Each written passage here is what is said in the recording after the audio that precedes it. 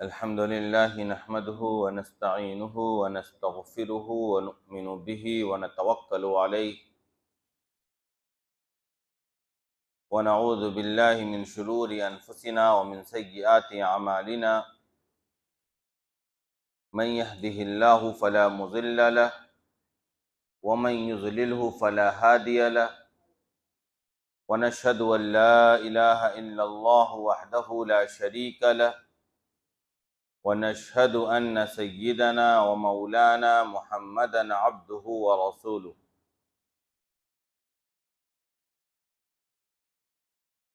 قال الله تبارك وتعالى والسابقون الأولون من المهاجرين والأنصار والذين اتبعوهم بإحسان رضي الله عنهم ورضوا عنه وقال النبي صلى الله عليه وسلم سيدا شباب أهل الجنة الحسن والحسين او كما قال رسول الله صلی اللہ علیہ وسلم۔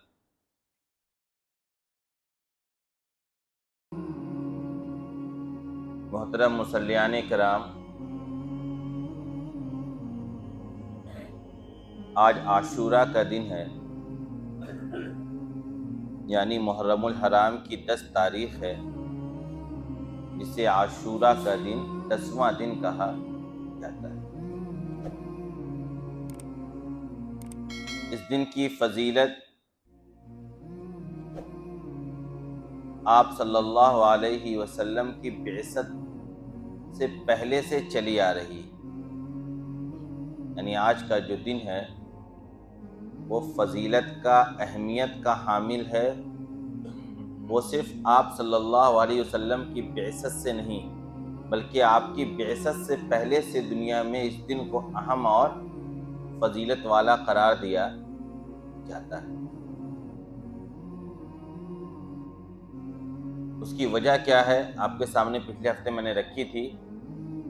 حضرت موسیٰ علیہ السلام اور ان کی قوم کو اللہ تبارک و تعالیٰ نے جس دن فرعونیوں کے عذاب سے آزاد کروایا تھا، ان کے مظالم سے انہیں بچایا تھا، وہ دن دراصل محرم الحرام کی 10ویں تاریخ کا دن تھا۔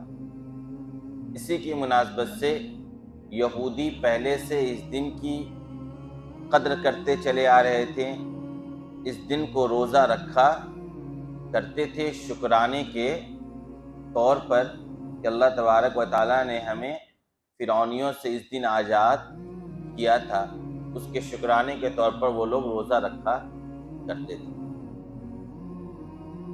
آپ صلی اللہ علیہ وسلم کی بعثت کے بعد مکہ مکرمہ میں ابتدائی دنوں میں اسلام نے بھی اس دن کو اہم قرار دیا، اس معنی کر کہ اس دن کے روزے کو فرض قرار دے دیا کہ روزہ جو ہے وہ کب فرض ہے؟ 10 محرم الحرام کو فرض ہے، اس دن روزہ رکھنا ہر مسلمان پر واجب ہوگا۔ لیکن جب بعد میں چل کر مدینہ منورہ ہجرت کر جانے کے بعد سن 2 ہجری میں جب روزے کی فرضیت کے سلسلے میں قرآن کریم کی آیتیں نازل ہو جاتی ہیں اور رمضان کا پورا مہینہ جب روزے کے طور پر فرض کر دیا جاتا ہے، پھر اس دن کی فرضیت ختم کر دی جاتی ہے کہ اب محرم الحرام کی 10ویں تاریخ کو روزہ رکھنا فرض نہیں رہا۔ تو اس معنی کر بھی چونکہ یہ دن ایک خاص عبادت کا دن متعین کیا گیا تھا، اس معنی کر بھی اس دن کی ایک اہمیت ہوتی ہے۔ پھر فرض تو ختم کر دیا گیا، لیکن استحباب اور سنت باقی رکھا گیا، یعنی اس دن کے روزہ رکھنے کو آپ صلی اللہ علیہ وسلم نے حدیث کے اندر کہا کہ 1 سال گزرے ہوئے گناہوں کی معافی اس ایک دن روزہ رکھنے کے ذریعے حاصل ہو جائے گی۔ اگر گزرے ہوئے 1 سال گناہوں کی معافی کروانی ہے تو 10 محرم الحرام کو روزہ رکھو۔ یہ حکم دے دیا گیا، اس سے اس کی فضیلت بھی ثابت ہو گئی، اس کا کیا فائدہ ہے وہ بھی مسلمانوں کو بتلا دیا گیا، اور فائدہ بتلایا ہی جاتا ہے ترغیب دینے کے لیے، تاکہ مسلمان اس دن روزہ رکھنے کا اہتمام کرے۔ لیکن مدینہ منورہ ہجرت کر جانے کے بعد آپ صلی اللہ علیہ وسلم کو یہ خبر ہوئی کہ یہاں جو مدینہ منورہ کے ارد گرد یہودیوں کے قبیلے آباد ہیں، ان کے یہاں بھی 10 محرم الحرام کو روزہ رکھنے کا ثبوت پایا جاتا ہے۔ جب آپ نے دریافت کیا تو یہی واقعہ ان لوگوں نے بتلایا کہ آج کے دن ہمیں آزادی ملی تھی۔ تو آپ صلی اللہ علیہ وسلم نے ارشاد فرمایا کہ ہم موسیٰ سے زیادہ تعلق رکھنے والے ہیں، یہودیوں کے مقابلے موسیٰ سے زیادہ تعلق، زیادہ نسبت مجھے حاصل ہے، لہٰذا میں اگر اب آئندہ سال زندہ رہوں گا تو 10 محرم الحرام کو تو روزہ رکھوں گا ہی، 10 محرم الحرام کے ساتھ ساتھ ایک دن اور 9 یا 11 تاریخ کو بھی روزہ رکھوں گا۔ اس کی وجہ یہ آپ نے بیان کی تاکہ یہودیوں کے ساتھ مشابہت پیدا نہ ہو، ہم یہودیوں کے جیسے نہ لگیں، یہودیوں کی طرح عبادت کرنے والا میں ہمارا شمار نہ ہو، ہم ایک اسلام مذہب کو لے کر آئیں، اس کا اپنا ایک امتیاز، اپنی ایک خاصیت، اپنی ایک اہمیت ہے۔ اس اہمیت کو برقرار رکھنے کے لیے یہودیوں سے ہمارا راستہ الگ ہونا چاہیے۔ اس کی مناسبت سے آپ نے کیا حکم دے دیا کہ 10 کے ساتھ ساتھ ہم 9 یا 11 ایک دن اور روزہ رکھیں گے۔ اتفاق ایسا ہوتا ہے کہ آئندہ سال، یعنی یہ واقعہ تقریباً 10 ہجری کا ہی ہے، کیونکہ آپ صلی اللہ علیہ وسلم کا انتقال ربیع الاول کے مہینے میں ہوتا ہے، 9 ہجری کا واقعہ ہے۔ تو آپ صلی اللہ علیہ وسلم نے آئندہ سال کے لیے یہ ارادہ کیا تھا، لیکن آئندہ سال رمضان، آئندہ سال محرم الحرام کا مہینہ آپ کو نہیں ملا، اس سے پہلے آپ انتقال کر گئے، اس لیے آپ سے عملاً طور پر 10 کے ساتھ 9 یا 11 کا روزہ رکھنا ثابت نہیں ہوا۔ لیکن چونکہ آپ کا یہ قول تھا، آپ کی یہ خواہش تھی، آپ کی یہ چاہت تھی، اس لیے اس سلسلے کو برقرار رکھتے ہوئے مسلمانوں میں یہ حکم پایا یہ کہ اب یہ 10 کے ساتھ 9 اور 11 کا بھی روزہ رکھیں۔ یہ تو اس دن کی سب سے بڑی فضیلت ہے کہ اس دن روزہ کو مستحب قرار دیا گیا، اور اس دن روزہ رکھنے کا فائدہ یہ بیان کیا گیا کہ ایک سال گزرے ہوئے کے گناہ معاف کر دیے جائیں۔ یہ بات کب کی ہو رہی ہے؟ میں جو باتیں کر رہا ہوں آپ کے سامنے، یہ آپ صلی اللہ علیہ وسلم کے زمانے کی ہو رہی ہے، ہجرت کے بعد کی ہو رہی ہے، اور آپ سے بہت پہلے جب موسیٰ علیہ السلام آئے تھے اور ان کی قوم کے ساتھ جب یہ واقعہ پیش آیا تھا، اس وقت کی بات ہو رہی ہے۔ کیا پتہ چل رہا آپ کو یہ پتہ چل رہا ہوگا کہ محرم کی 10ویں تاریخ کی تاریخی حیثیت بہت پہلے سے ہے۔ آج ہم اور آپ کیا سمجھتے ہیں؟ ایک عام مسلمان کو اٹھائیے گا، آپ پوچھیے گا کہ محرم کی فضیلت یا اہمیت وہ کیا سمجھتا ہے، وہ کیا بتائے گا آپ کو؟ وہ کہے گا کہ حضرت حسین رضی اللہ تعالیٰ عنہ کی شہادت ہوئی تھی اس مہینے میں، کربلا کا واقعہ پیش آیا، یہ بتلائیں گے نا آپ کو۔ گویا یہ بتلا کر وہ یہ تصور آپ کو دینا چاہتے ہیں کہ محرم الحرام کی فضیلت حضرت حسین رضی اللہ تعالیٰ عنہ کی شہادت کی وجہ سے ہے۔ حالانکہ میں نے بھی آپ کو کیا بتلایا، حضرت حسین رضی اللہ تعالیٰ عنہ کی شہادت سن 61 ہجری میں ہوتی ہے۔ آپ صلی اللہ علیہ وسلم کے مدینہ منورہ ہجرت کر جانے کے 61 سال کے بعد یہ واقعہ کربلا یا سانحہ پیش آتا ہے۔ اس سے پہلے جو 61 سال گزرے اور اس سے پہلے جو موسیٰ علیہ السلام سے لے کے آپ صلی اللہ علیہ وسلم کا دور گزرا، ان ایام میں بھی محرم الحرام کی ایک اہمیت تھی، ایک فضیلت تھی۔ آئی بات سمجھ میں؟ محرم الحرام کی 10ویں تاریخ کی فضیلت کا تعلق حضرت حسین رضی اللہ تعالیٰ عنہ کی شہادت سے ہی ہو، ایسی بات نہیں ہے۔ یہ پہلی چیز ہے جس کو کلیئر کر لینا چاہیے۔ ہاں، حضرت حسین رضی اللہ تعالیٰ عنہ کی شہادت کا واقعہ بھی اتفاق سے 10 محرم الحرام کو ہوا، اس سے اس دن کو اور مزید فضیلت حاصل ہو جاتی ہے کہ بھائی اس دن کی تو ایک تاریخی حیثیت تھی، پہلے سے چلی آ رہی تھی، اور اتفاق سے یہ سانحہ بھی اسی دن پیش آ گیا، اس لیے اس دن کی اہمیت اور زیادہ بڑھ جاتی ہے، یہ دن تاریخ میں اور زیادہ اپنی حیثیت کو برقرار کر لیتا ہے۔ یعنی اس دن سے متعلق جو فضیلت کا تعلق تھا اس میں یہ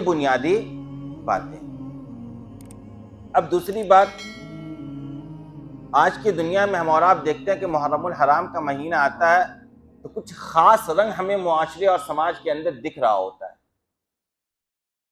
یہ کیوں دکھتا ہے؟ اس کی شروعات کہاں سے ہوئی؟ آیا اس کا تعلق اسلام سے ہے یا نہیں ہے؟ یہ زیادہ موضوع بحث ہے. ایک طرف پورا واقعہ کربلا ہے، حضرت حسین رضی اللہ تعالیٰ عنہ کی شہادت کا پورا سانحہ ہے اور اس کا پس منظر ہے. حضرت حسین رضی اللہ تعالیٰ عنہ نے کیوں شہادت دی، کیوں آپ مدینہ منورہ سے چل کر کوفہ تک آئے، آنے کی وجہ کیا تھی، مقصد کیا تھا، قربانی کیوں پیش کی گئی، یہ ایک پورا الگ چیپٹر ہے.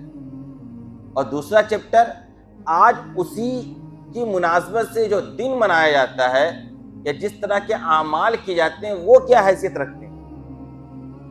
اس میں آپ بنیادی طور پر ایک بات جان لیجئے کہ مسلکی طور پر ایک طبقہ پایا جاتا ہے جس کو ہم اور آپ شیعہ کہتے ہیں. کیا کہتے ہیں؟ شیعہ. آپ نے سنا ہوگا ایران میں زیادہ شیعہ پائے جاتے ہیں، باقی دنیا کے اکثر کونوں میں بھی شیعہ کی موجودگی ہے. شیعہ ایک کمیونٹی، ایک برادری ہے، ایک مسلک ہے. شیعہ سے ہمارا کچھ بنیادی اختلاف ہے اور وہ اختلاف قیامت تک ختم بھی نہیں ہونے والا، آپ جان لیجیے. کیونکہ ایسا اختلاف ہے کہ اس اختلاف کے ساتھ اتحاد نہیں ہو سکتا ہے. وہ کیا ہے؟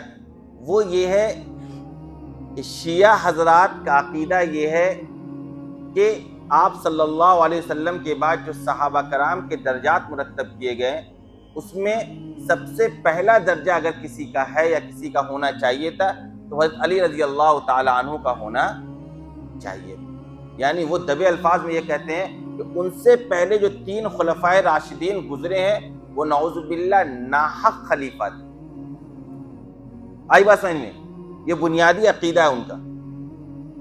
اور اس کے بالمقابل میں جو ایک طبقہ پایا جاتا ہے، مسلک پایا جاتا ہے جس میں ہمارا اور آپ کا بھی شمار ہوتا ہے، وہ ہے اہل سنت والجماعت کا. ان کا اہل سنت والجماعت کا. اہل سنت والجماعت کہتے کسے؟ پہلے جان لیجئے.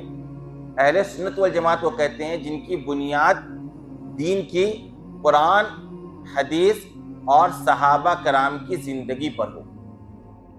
اہل سنت، سنت سے مراد قرآن و حدیث ہے، اور اہل سنت والجماعت، جماعت سے مراد صحابہ کرام کی جماعت ہے. یعنی جن لوگوں کا دین مبنی ہو قرآن، حدیث اور صحابہ کرام کی زندگی پر، اور ان کو سامنے رکھ کر جو لوگ اپنے دینی راستے کو آگے بڑھاتے ہیں ان کو کہا جاتا ہے اہل سنت والجماعت.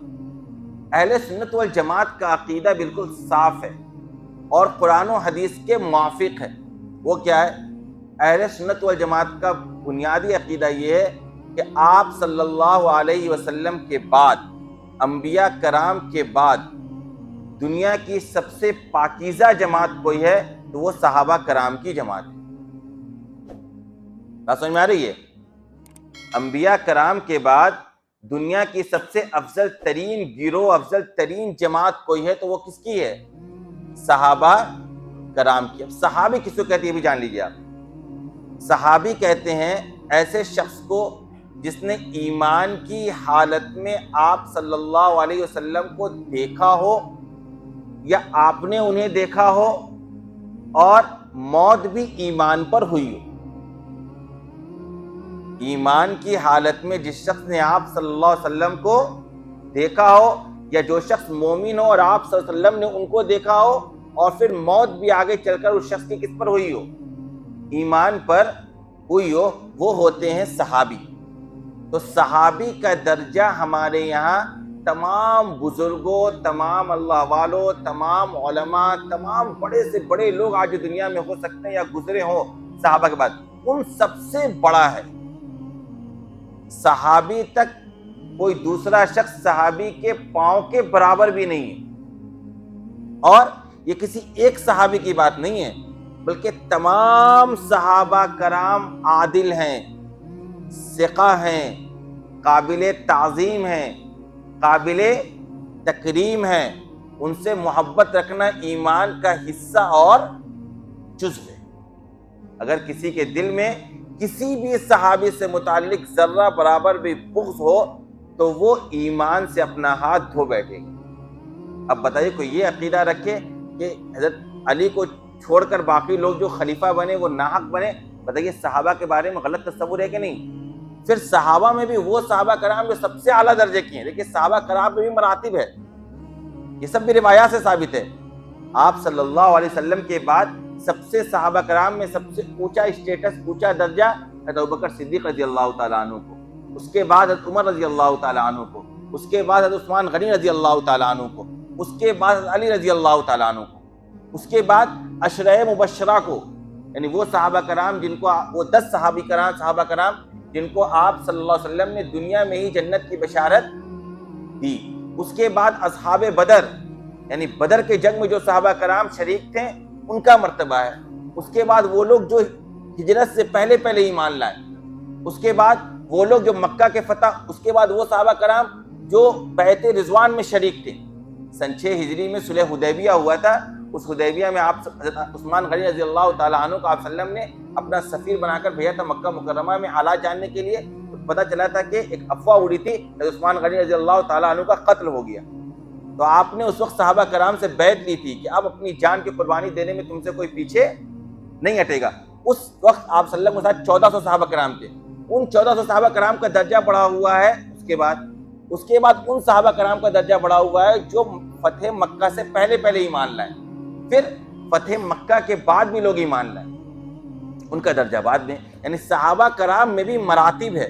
لیکن وَكُلًّا وَعَدَ اللَّهُ الْحُسْنَى، قرآن نے کہا اللہ نے ہر ایک کے ساتھ، یعنی تمام صحابہ کرام کے ساتھ اللہ نے اچھائی کا وعدہ کیا ہے۔ رضی اللہ عنہم ورضوا عنہ، اللہ نے تمام صحابہ کے بارے میں قرآن کریم میں کہا کہ اللہ ان سب سے راضی ہے اور یہ سب اللہ سے راضی ہے۔ تو جب قرآن و حدیث کی تصور پیش کرتا ہے کہ کوئی صحابی غلط نہیں ہے، کوئی صحابی غیر عادل نہیں ہے، کوئی صحابی ایسا نہیں ہے جس پر انگلی اٹھائی جائے، تو پھر کسی صحابی کے کسی عمل کو، کسی فیصلے کو اگر غلط قرار دے رہی ہے آج کی کوئی جماعت، اس کا تعلق اسلام سے نہیں ہو سکتا ہے، نہ ہم ایسے تعلق رکھنے والوں کے ساتھ کھڑے ہو سکتے۔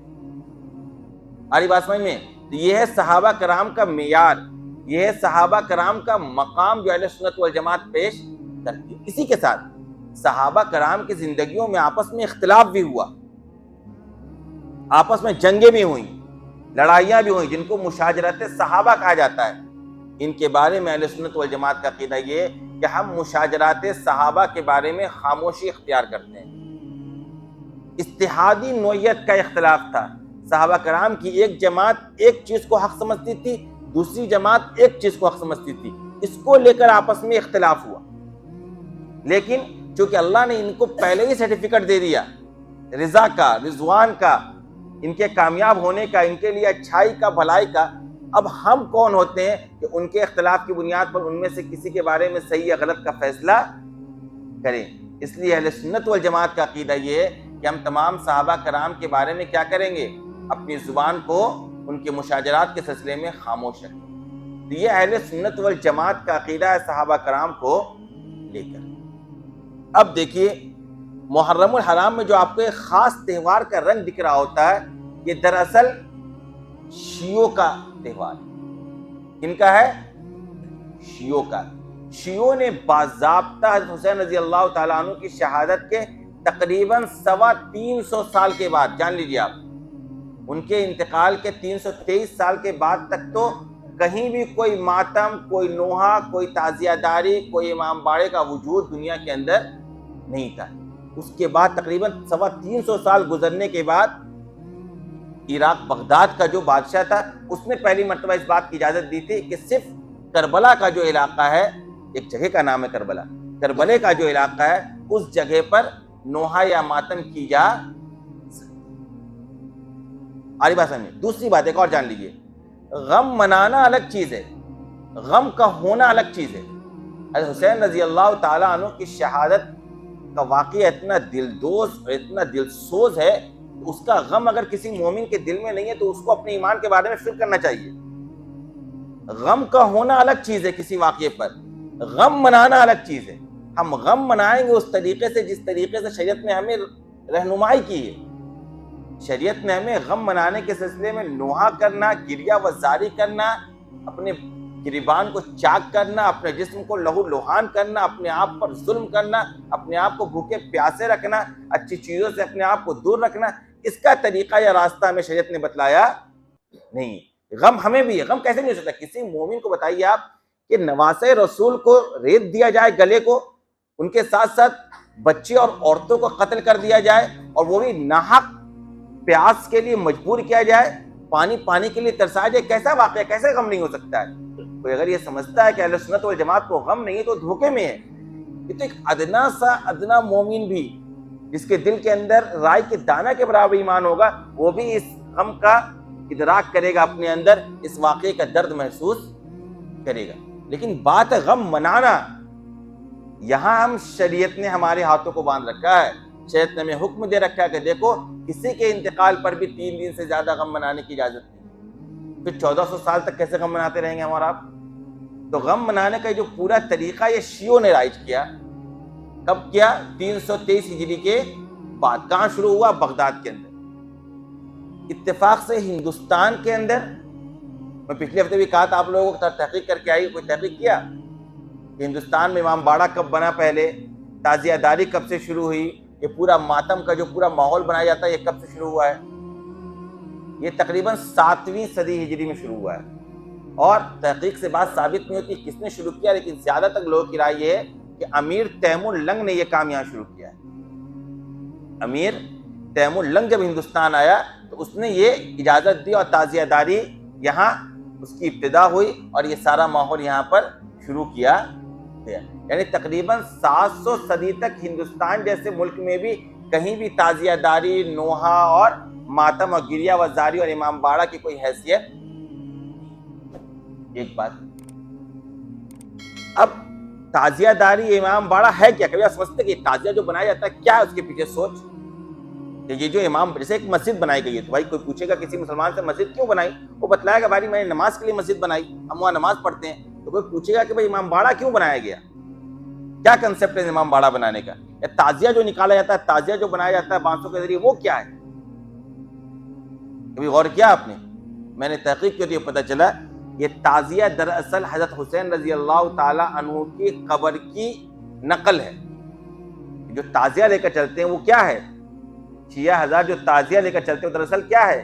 حضرت حسین رضی اللہ تعالیٰ عنہ کی جو قبر ہے اس کی نقل بنائی گئی، کاپی۔ اور امام باڑہ جو ہے وہ قبر کی، جو قبر وہاں پر ہے بنا ہوا، اس کی نقل۔ اور کربلا جو آپ سنتے ہیں ہر شہر میں ایک کربلا ہے، وہ کربلا دراصل وہاں پر ہے، تو اس کی نقل میں ہر شہر کے اندر ایک کربلا بنا دیا ہے۔ یعنی اس کی حیثیت کچھ بھی نہیں ہے، ریئلٹی کچھ بھی نہیں ہے، اس کی حقیقت کچھ بھی نہیں ہے، سب کاپی ہے۔ اور افسوس کیا ہے وہ جاننے کی ضرورت ہے کہ دیکھیں میں نے کیا کہا، یہ شیعہ برادری اپنے مذہب کے اعتبار سے جو کرنا چاہتے ہیں کریں، دنیا کے اندر سب کو آزادی ہے، کوئی کسی کا ہاتھ پکڑ نہیں سکتا ہے۔ لیکن افسوس کیا ہے؟ افسوس ہے ان سنی حضرات پر جو جب محرم آتا ہے تب شیعہ کے رنگ میں ڈھل جاتے ہیں۔ سنیوں کا ہی اسٹیٹس پتہ نہیں ہے، محرم کا مہینہ آتا ہے شیعہ بن جاتے ہیں، ربیع الاول کا مہینہ آتا ہے سنی بن جاتے ہیں، باقی مہینوں میں دیوبندی بن کر رہتے ہیں۔ آری بات سمجھ میں؟ پوری کی پوری شیعت ضم ہو گئی ہے، کس میں؟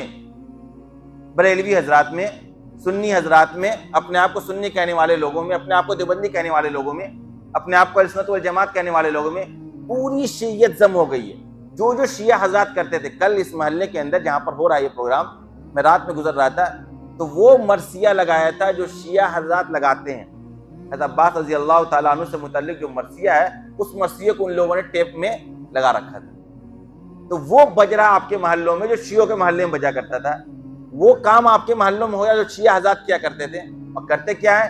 ڈھول بجانا، تاشے بجانا، تعزیہ نکالنا، نوحہ کرنا، اپنی جانوں کے اوپر ظلم کرنا۔ اس طریقے سے شریعت میں کہیں بھی غم منانے کا ثبوت نہیں ملتا ہے۔ اور شریعت کو چھوڑ دیجیے آپ، جن کے نام پر یہ غم منایا جاتا ہے، حضرت حسین رضی اللہ تعالی عنہ کے نام پر، ان کا جب پورا واقعہ کربلا آپ پڑھیے گا بہت طویل واقعہ ہے، اور حقیقت یہ ہے کہ صحیح محقق مدلل مستند واقعہ آپ کو مل جائے یہ بھی مشکل ہے. ہر جگہ خلط ملت ہے، ہر جگہ کچھ نہ کچھ بڑھا دیا گیا ہے، ہر جگہ کسی نہ کسی صحابی سے بغض نکال لیا گیا ہے، ہر جگہ فضائل میں غلو کیا گیا ہے، حد سے زیادہ بڑھا کر کوئی چیز کو دکھلایا گیا ہے. بہت کم کتابیں آپ کو ملیں گے جس میں بالکل مستند روایات سے پورا واقعہ ثابت. لیکن اس واقعے کے اندر دو تین چیزیں بہت ہی زیادہ اہمیت کی حامل ہیں. نمبر ایک، آپ نے وہ قربانی کیوں پیش کی، اس کا مقصد آپ نے بیان کیا ہے خط کے جواب میں. کوئی مقصد یہ تھا کہ دیکھو تم لوگ دیکھ رہے ہو کہ اللہ اور اس کے رسول کی سنت کو مٹایا جا رہا ہے اور دین کے اندر بدعات و خرافات کو جنم دیا جا رہا ہے. اس مقصد سے میں کوفہ کی طرف سفر کر رہا ہوں تاکہ سنت رسول اللہ کو زندہ کیا جائے اور بدعات و خرافات کو مٹایا اور ختم کیا جائے. یہ مقصد تھا قربانی دینے کا. کیا؟ سنت کو زندہ کرنا اور بدعات و خرافات کو مٹانا. آج کی دنیا انہی کے نام پر سنت مٹا رہی ہے اور بدعات و خرافات کو آگے بڑھا رہی ہے. دوسری طرف انتقال سے ایک رات پہلے آپ نے خواب دیکھا تھا 9 محرم الحرام کو، اور خواب میں آپ صلی اللہ علیہ وسلم سے ملاقات ہوئی تھی. اس میں آپ صلی اللہ علیہ وسلم نے ان سے کہا تھا کل تم مجھ سے ملنے والے ہو. یعنی حسین رضی اللہ تعالیٰ عنہ کو پتہ چل گیا تھا کل میری شہادت ہو جائے گی، میری زندگی کا آخری دن ہے. تو آپ انا للہ پڑھتے ہوئے اٹھتے ہیں تو آپ کی بہن ہوتی ہیں زینب رضی اللہ تعالیٰ عنہ، وہ آپ کے ساتھ ہوتی ہیں. وہ آپ پوچھتی ہیں کیا ہوا آپ کو، تو آپ نے پورا واقعہ بیان کیا. جب یہ واقعہ بیان کیا تو ایک بہن کے سامنے بھائی کی شہادت کا واقعہ ہوگا، فطری طور پر آنکھ سے آنسو گریں گے، آواز بلند ہوگی. حضرت زینب کی بھی یہی کیفیت ہوئی. لیکن حضرت حسین رضی اللہ تعالیٰ عنہ نے اسی موقع پر حضرت زینب رضی اللہ تعالیٰ عنہ کو کہا کہ سنو، میری شہادت کے بعد تمہیں نوحہ نہیں کرنا ہے، میری شہادت کے بعد تمہیں اپنا کپڑا نہیں پھاڑنا ہے، تمہیں گریہ وزاری نہیں کرنا ہے. باضابطہ 9 محرم الحرام کو حسین رضی اللہ تعالیٰ عنہ نے اپنی شہادت سے ایک دن پہلے اپنی بہن کو تاکیداً ان کاموں سے منع کیا، اور آج کی دنیا یہی کام کرتی ہے. بتائیے آپ، یہ کام کرنے والے حسینی ہیں یا یزیدی ہیں؟ سوال تو یہی ہوتا ہے. سوال یہ کہ ہم ہیں کیا، ہمارا عقیدہ کیا ہے، ہم مانتے کس چیز کو ہے، ہمارا اسلام جو ہمارے پاس ہے ہمیں بتلاتا کیا ہے. اس لیے میں نے کہا نا اپنا اسٹیٹس واضح کرنا بہت ضروری ہے. آپ ہر مہینے کے اعتبار سے غیر مسلموں کا کوئی پروگرام ہو جائے تو اس میں شریک ہونے لگیں گے. آپ غیر مسلموں کا کوئی پروگرام ہو جائے تو اس میں شریک ہو جائیں گے. اگر اس طرح کی کوئی رسمی پروگرام ہو یا تہواری پروگرام ہو، مسلمانوں کا کچھ بھی ہونے لگے آپ شریک ہو جائیں گے اس کو اچھا کام سمجھ کر، اور سبیل لگ جائے گا اور جا کر وہاں شربت پی رہے ہیں اور شربت پلا رہے ہیں. بتائیے، پورے سال لوگ پیاسے ہوتے ہیں، کوئی پوچھتا نہیں ہے. وہ سمجھتے کہ اسی مہینے میں پانی پلانا زیادہ ثواب کا باعث ہے. حقیقت یہ کہ جن کاموں سے حسین رضی اللہ تعالیٰ عنہ نے منع کیا، جن کاموں کے جن مقصدوں کے تحت آپ نے قربانی پیش کی، اسی کی الٹ آج دنیا چل رہی ہے اور پورا ایک مسلک چل رہا ہے. آپ کو افسوس ہوگا، یعنی آج کی دنیا میں کم از کم شیعہ اور سنی میں وہ اختلاف نہیں رہا جو پہلے تھا. لوگ ایک دوسرے کے خلاف اس طرح زبانیں نہیں کھولتے ہیں. لیکن ابھی میں نے 2 دن پہلے ایک ویڈیو دیکھا، پڑوس ملک کے ایک بڑے شیعہ عالم ہیں، نعوذ باللہ، ان سے رپورٹر نے پوچھا کہ آپ لوگ حضرت ابوبکر صدیق رضی اللہ تعالیٰ عنہ کو، عمر رضی اللہ تعالیٰ عنہ کو، حضرت عثمان غنی رضی اللہ تعالیٰ عنہ کو کی تکریم کیوں نہیں کرتے، ان کی عزت کیوں نہیں کرتے. اللہ بچائے، ایمان کی حفاظت کرے. وہ بندہ جو بڑا وہاں کا بڑا مذہبی عالم ہے، وہ شیعہ کا، وہ کہہ رہا ہے کہ اکرام اس کا کیا جاتا ہے جو اکرام کے لائق ہو. یعنی خون کھول جائے گا کسی مسلمان کا. یوں ہی اتنا خون خرابہ نہیں ہوا دنیا کے اندر شیعہ اور سنی کے نام پر. بتائیے، وہ آن دا کیمرہ یہ بات کہہ رہا ہے. ابوبکر صدیق رضی اللہ تعالیٰ عنہ قابل اکرام بھی نہیں سمجھتا ہے، جو صاحب غار ہیں، آپ صلی اللہ علیہ وسلم کے سب سے زیادہ مخلص ترین دوست ہیں. ابوبکر صدیق رضی اللہ تعالیٰ عنہ کی زندگی میں ایسی قربانی تھی. عمر رضی اللہ تعالیٰ عنہ زندگی بھر یہ تڑپ کرتے تھے کہ کاش کوئی ایسا عمل ہو جائے کہ میں ابوبکر سے آگے بڑھ جاؤں. یا ایک رات جو آپ نے ساتھ دیا تھا غار کے اندر، جو آپ ہجرت کر رہے تھے، اس ایک رات میں جو آپ کو ثواب ملا ہوگا اس کا بدلہ ہی مجھے حاصل ہو جائے، کوئی ایسا میں کام کروں. ہمیشہ کمپٹیشن میں رہتے تھے. آپ صلی اللہ علیہ وسلم کے گھر کے، سفر کے، ہر وقت کے ساتھ ابوبکر صدیق رضی اللہ تعالیٰ عنہ، ان کو کوئی کہہ دے آج کی دنیا میں کوئی قابل تکریم نہیں ہے. اور ہم انہی کے ساتھ ملتے چلے جا رہے ہیں، ضم ہوتے چلے جا رہے ہیں، انہی کی طرح شور شرابہ کر رہے ہیں، ڈھول بازے کر رہے ہیں، ناچ رہے ہیں، گا رہے ہیں، مزے اڑا رہے ہیں، ہمیں کوئی ڈر اور افسوس ہی نہیں ہے۔ اگر صحابہ کرام کی جماعت نہیں ہوتی، ہم تک اور آپ تک یہ دین نہیں پہنچ رہا ہوتا۔ آپ بتائیے ہم تک یہ دین پہنچا کیسے ہے؟ آپ جا کر دیکھیں، کوفہ میں زیادہ تر صحابہ کرام کی مزاریں ہیں، دمشق میں ملیں گی، شام میں ملیں گی، عراق میں ملیں گی، یمن میں ملیں گی۔ کیا وجہ ہے؟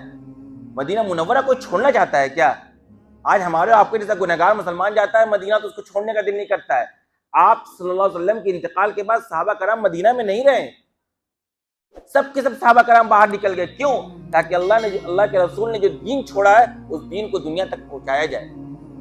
صحابہ کرام کی جماعت کی قربانیاں تھی جو ہم تک اور آپ تک دین پہنچا ہے۔ اور آج کوئی صحابی کو غلط کہہ رہا ہے اور ہم اس کے ساتھ کھڑے ہیں، اس کی طرح تہوار منا رہے ہیں، اس کی طرح ہمارے حالات ہو رہے ہیں، یہ افسوس کا مقام ہے، ایمان کی کمزوری کی علامت ہے۔ مسلمان کا کام ایسا نہیں ہو سکتا ہے۔ حسین رضی اللہ تعالیٰ نے شہادت اس لیے نہیں دی تھی کہ آگے چل کر اس طرح کا اختلاف کھڑا کیا جائے یا اس طرح کا ان کے نام پر بونڈر کیا جائے دنیا کے اندر۔ بتائیے آج کی دنیا میں، جبکہ وہی پڑوسی ملک آج سب سے زیادہ کلیدی رول ادا کیا ہے ایران اور امریکہ کی جنگ کو روکنے کے لیے، اس پڑوسی ملک میں بیٹھ کر کوئی ایک شیعہ مذہبی عالم اس طرح کی بات کر رہا ہے، بتائیے قابل برداشت ہے؟ آگ بھڑکانے والی بات ہے کہ نہیں؟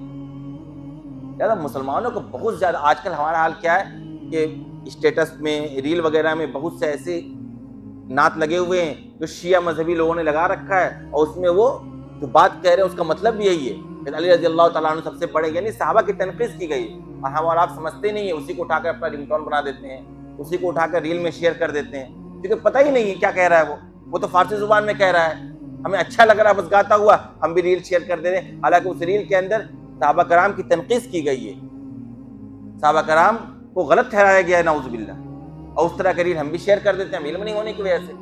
ہر طرح کا ریل، ہر طرح کی شیئر کی ہوئی چیزیں آپ آگے بڑھا دیں، یہ آپ کے لیے بہتر نہیں ہے۔ مسلمانوں کا کام یہ کہ صحیح دین پر وہ قائم رہے، اور صحیح دین وہ ہے جو قرآن سے ثابت ہے، جو احادیث سے ثابت ہے، جو صحابہ کرام کی جماعت سے ثابت ہے۔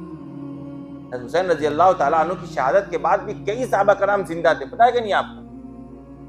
اور صحابہ کرام کی جو محبت ہے حسین رضی اللہ تعالیٰ عنہ سے ہم اور آپ اندازہ نہیں لگا سکتے ہیں۔ اس کے باوجود ان کی شہادت کے بعد کسی صحابی سے ثابت نہیں کہ مدینہ منورہ میں انہوں نے غم منایا ہو، نوحہ کیا ہو، گریہ وزاری کی ہو، یا اس طرح سے ڈھول بجائے ہو، کسی صحابی سے ثابت نہیں ہے۔ پھر آج کی دنیا، اور اب تو یہ میں نے کہا نا کہ پہلے تو سنی حضرات شیعہ میں ضم ہو رہے تھے، اب وہ پورا کا پورا رنگ غیر مسلموں میں ضم ہو رہا ہے۔ جیسے وہ لے جا کر ایک پوجے کے بعد اس پورے مورتی کو کہیں دھسان کر کے چلے آتے ہیں، ویسے یہ بھی لے جا کے تازیہ کو کہیں نہ کہیں پھینک کر چلے آتے ہیں۔ جیسے وہ روڈوں اور سڑکوں پر الڑ بازیاں کرتے ہیں، ویسے مسلمان کر رہے الڑ بازیاں۔ کوئی بدلنے کو اپنے آپ کو تیار نہیں ہے، کوئی سمجھنے کو تیار نہیں ہے، اور پھر اپنے آپ کو مسلمان بھی کہنا، اور پھر اپنے آپ کو آپ وسلم کا امتی بھی کہنا، عاشق حسین بھی کہنا، یہ کیسے ہو سکتا ہے؟ بتائیے آپ نے تو سنا ہوگا نا، مشہور شعر ہے، قتل حسین اصل میں مرگ یزید تھا، اسلام زندہ ہوتا ہے کربلا کے بعد۔ کیا مطلب ہے؟